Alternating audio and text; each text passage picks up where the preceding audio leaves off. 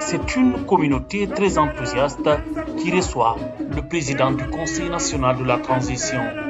Cette mobilisation est l'expression de son engagement à soutenir les réformes sectorielles et institutionnelles engagées sous la clairvoyance du général Mamadi Doumbouya. Nous saluons les efforts remarquables que vous menez à la tête du CNT dans ce contexte de transition.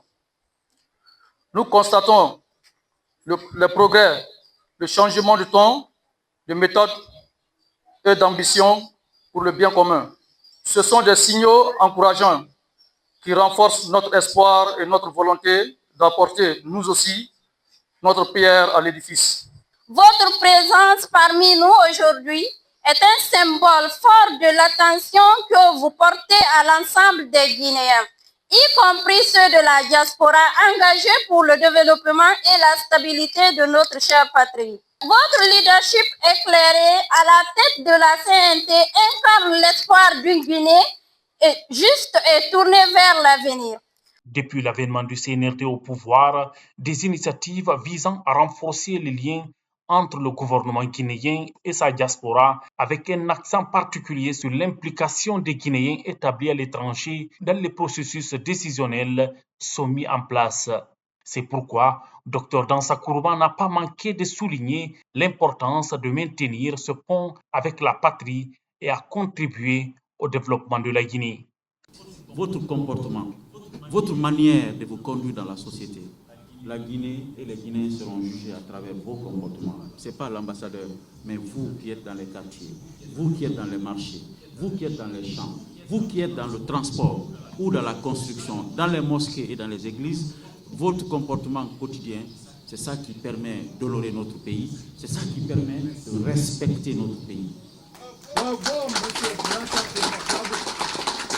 C'est pourquoi, quelles que soient nos occupations, quel que soit le calendrier, on ne peut pas venir au Libéria sans vous rencontrer. Vous serrez la main, vous encouragez et partagez quelques mots aimables avec vous, les mots du président de la République. Parce que vous êtes ses représentants. Respectez les lois du pays.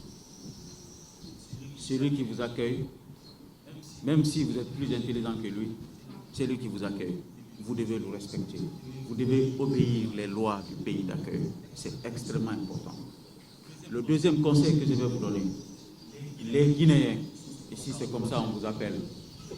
On ne vous appelle pas les Peuls, les Soussous, les Malinqués, les Forestiers, les Kissi, on vous les Guinéens. Alors ne vous faites pas appeler autrement.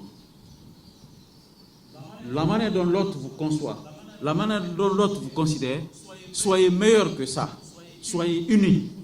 Quand un Guinéen a un problème, qu'on ne sent pas que c'est un Peul qui a un problème, ou un Soussou qui a un problème, ou un Forestier qui a un problème, ou un Diakanké qui a un problème, l'imam Djabi est là, mais que ça soit un Guinéen, le rouge ou le vert. Au cours de cette rencontre, plusieurs sujets ont été abordés, notamment les initiatives de développement en cours en Guinée, les opportunités d'investissement pour les expatriés ainsi que les préoccupations des Guinéens vivant au Libéria. Les participants ont eu l'occasion de poser des questions et de partager leur expérience, ce qui a permis d'établir un dialogue constructif. L'ambassadeur est à Conakry, il viendra avec les copies de la Constitution, il va vous redistribuer, il va vous expliquer la Constitution. Le CNT a fait son travail.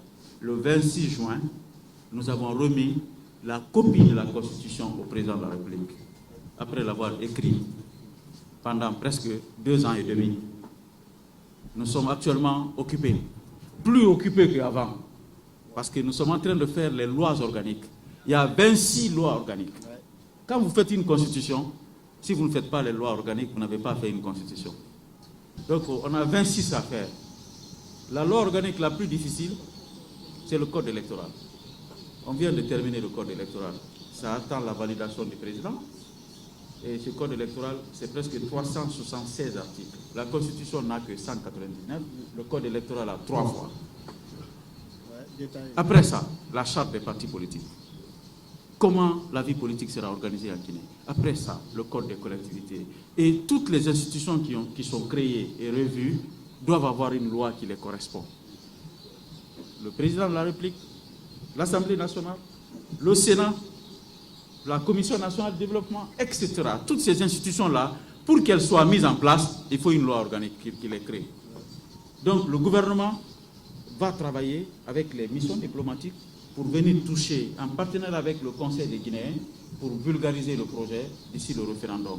Et le CNT va accélérer aussi pour que toutes les lois organiques soient faites d'ici le référendum et notre pays va rentrer dans une normalité constitutionnelle. Auparavant, Dr Dansa Kourma et son homologue de la Sierra Leone se sont entretenus avec le président du Parlement du Libéria. Un tête-à-tête qui s'est achevé par la visite des locaux du siège de l'Assemblée nationale de ce pays frère.